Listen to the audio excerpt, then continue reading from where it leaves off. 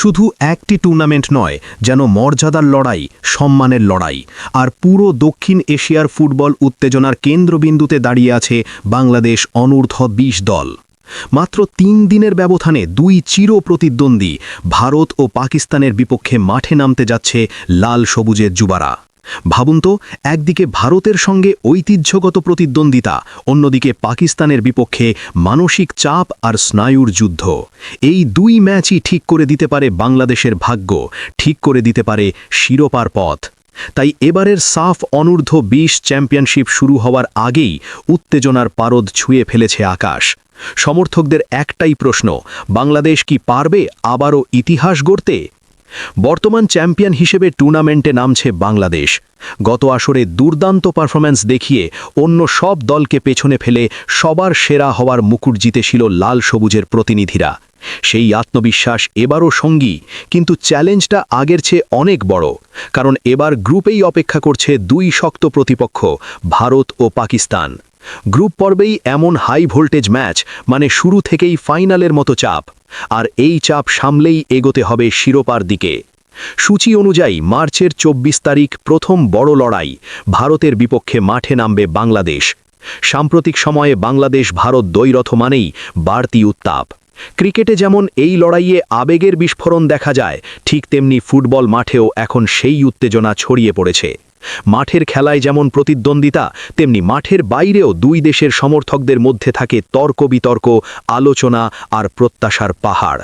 শক্তির দিক থেকে দুই দলই অনেকটা সমান, তাই নির্দিষ্ট করে কাউকে ফেভারিট বলা কঠিন। ছোট ছোট ভুলই ম্যাচের ভাগ্য বদলে দিতে পারে। ফলে এই ম্যাচে থাকবে ট্যাকটিক্যাল লড়াই, গতি, আগ্রাসন আর শেষ মিনিট পর্যন্ত টান টান উত্তেজনা। দর্শকদের চোখ থাকবে প্রতিটি পাস, প্রতিটি শট, প্রতিটি গোলের দিকে। তবে ভারতের ম্যাচের রেশ কাটতে না কাটতেই অপেক্ষা করছে আরেক কঠিন পরীক্ষা।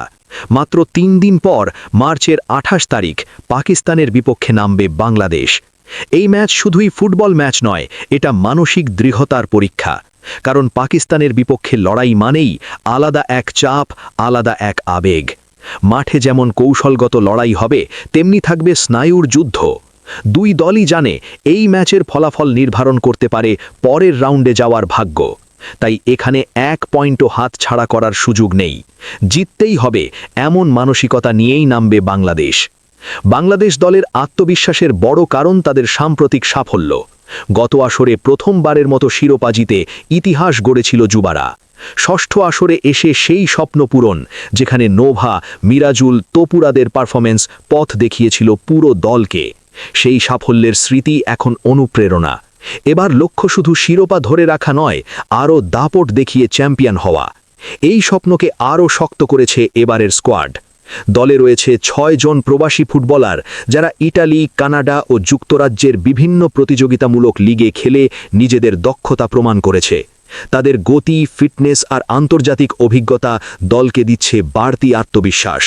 পাশাপাশি দেশের ঘরোয়া ও বয়সভিত্তিক পর্যায় থেকে উঠে আসা প্রতিভাবান খেলোয়াড় রাকসাম, চন্দন রায়, নাজমুল হুদা ফয়সাল, মোর্শেদ আলীর মতো তরুণরা দলকে করেছে আরও ভারসাম্যপূর্ণ। আক্রমণ, মিডফিল্ড আর ডিফেন্স সব বিভাগেই রয়েছে শক্তির সমন্বয়। সব মিলিয়ে এবারের বাংলাদেশ দল শুধু অংশ নিতে আসেনি, এসেছে রাজত্ব করতে।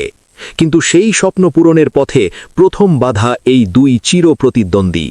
ভারত ও পাকিস্তানের বিপক্ষে জয় মানেই শুধু ৩ পয়েন্ট নয়, মানে আত্মবিশ্বাসের বিস্ফোরণ, মানে পুরো টুর্নামেন্টে আধিপত্যের বার্তা। আর হার মানেই কঠিন সমীকরণ। তাই মার্চের ২৪ ও ২৮ এই ২ তারিখ এখন ক্যালেন্ডারে লাল দাগ দিয়ে রেখেছেন সমর্থকরা। অনূর্ধ্ব ২০ হলেও উত্তেজনায় কোনো কমতি নেই, বরং এরাই ভবিষ্যতে বাংলাদেশ ফুটবলের মুখ। তাদের প্রতিটি গোল, প্রতিটি জয় গড়ে দিচ্ছে আগামী দিনের স্বপ্ন। এখন দেখার বিষয়, লাল সবুজের যুবারা কি পারবে ভারত ও পাকিস্তানকে হারিয়ে আবারও প্রমাণ করতে দক্ষিণ এশিয়ার সেরা তারাই? উত্তর মিলবে মাঠে, কিন্তু তার আগে উত্তেজনার অপেক্ষায় পুরো দেশ।